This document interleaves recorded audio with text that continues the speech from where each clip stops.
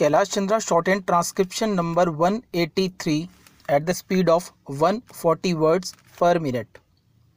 Last 5 seconds. Ready? Start.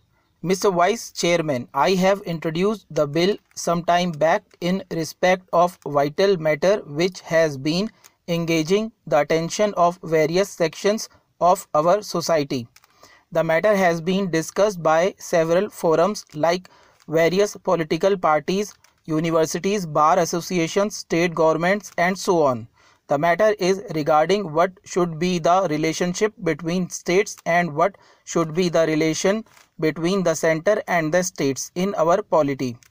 The founding fathers of the Constitution advisedly envisaged a two-tier system for the country, one at the center and another at the state level, and they suggested that there should be a coordinating forum to harmonize relations between the union and the states in various fields. India is a very large country and a centralized administration is not compatible with diversity or the efficiency needed for such a vast country like ours. Article 263 was thought of as a way out to coordinate and harmonize the relations between the center and the states and between the states themselves. Unity and diversity were accepted as natural in a situation like ours, and they provided a device, a mechanism, an apparatus to deal with situations which may lead to conflict or controversy between the states and between the union and the states. Mr. Vice Chairman, India has been divided in the past. The problem of unity was a major concern. At the same time, how to protect the autonomy of the states, the regions, was also important. That was uppermost in the minds of the constitution makers. So, Article 263 was brought in deliberately for this purpose. The constitutional arrangements envisage division of powers between the states and the center. It also envisages common subjects which fall within the purview of both the central government and the state governments. 3 lists were drawn up. There is the union list, there is the state list, and there is the concurrent list.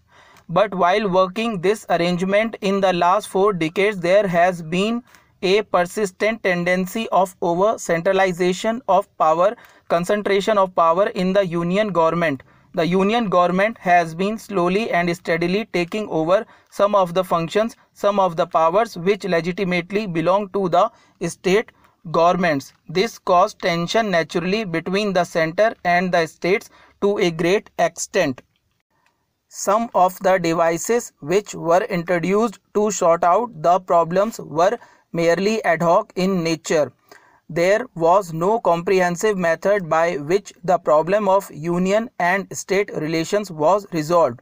For instance, in 1952 itself, there was a council dealing with health. Later on, there was a council dealing with local self-government.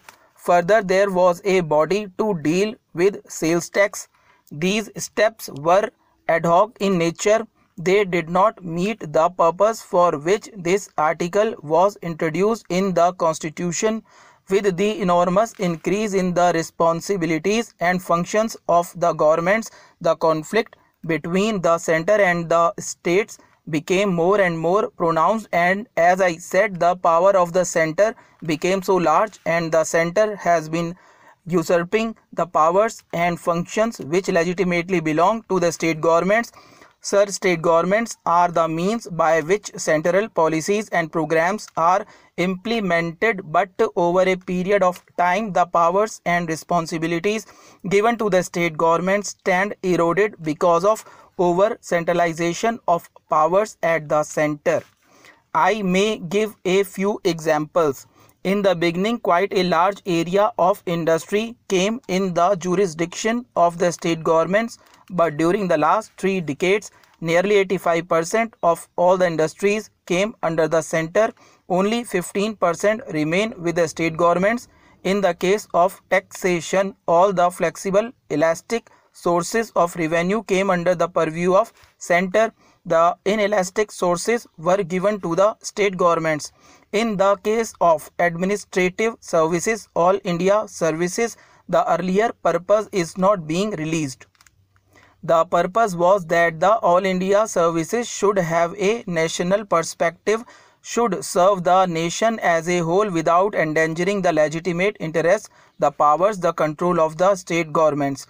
But in actual practice, this is not happening. The state governments have lost considerable control over the All India services. They cannot enforce discipline over them, and the All India services personnel working at the state level in a way are a law unto themselves. The state ministers and the government at the state level have become powerless to deal with the All India services which are functioning within the state. Take again fiscal matters. The government of India has assumed enormous powers to dole out its assistance to various state governments in its discretion. The discretionary power of the center has increased enormously in giving grants, in giving assistance to the state governments at its will. No norms have been drawn up. Stop.